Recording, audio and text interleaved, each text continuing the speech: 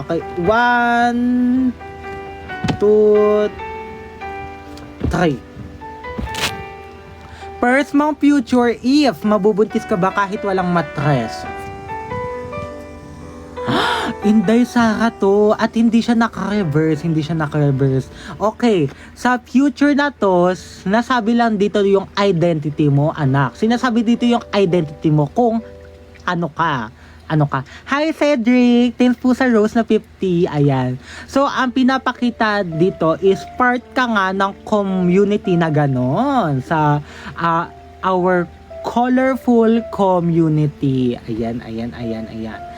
Heto yung sinasabi sa card na to. Kasi nga, yung question mo is, mabubuntis ka nang wala kang matres. So, first of all, wala kang matres. So, ayan. Sinasabi lang sa future na wala kang matres. Na-confirm ko yun sa sarili ko. Ito ang next sa'yo sa future mo, anak.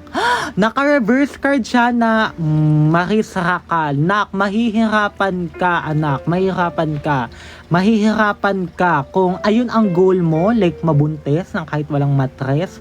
Anak, mahihirapan ka kasi yung card na to, anak, mahihirapan ka magbuntis. Kasi doon ata sa anak, sa future, I think magi-stick po tayo sa future natin na hindi pwede mabuntis kapag walang matres. Kaya nga po tayo may basic science, guys. Yan. Kumapit po tayo at maniwala sa basic science natin. Kasi, alam nyo, si Mother Nature, kapag yun po talaga ang pagkakagawa ni Mother Nature sa ating body, wala tayong magagawa dyan. Hindi tayo pwede dyan magpasok ng bata. Tama? Yes, may nag-comment. Yes daw, yes. Last future mo, anak, Tom. Tama, ang sinabi ko, wala po kasing sumasagot na tama sa comment section kanina. Guys, tama ang lahat ng sinabi ko, guys. Hindi po pwedeng mabuntis nang walang matres. Ayan. Papahula po ko. Go po, drop lang po tayo ng comment. Hi, Pity. Hi, Miss Pity. Thanks po sa gift, Miss Pity. Ayan. Set B glory. Anong glory? 1 to 2, screenshot mo yung future mo kasi hindi ka pwede mabuntis nang walang matres.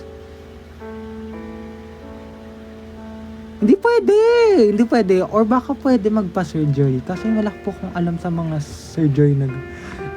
And hindi din naman po sinabi sa cards na magpapa-surgery ka. So, wag ka na magpapa-surgery, te. Baka nakakaloka pa yung surgery. Nakita, ang init.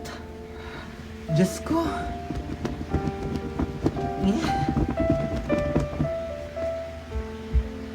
Ang init. Diyos ko. Hi, kay Madam Cedric. Thanks po sa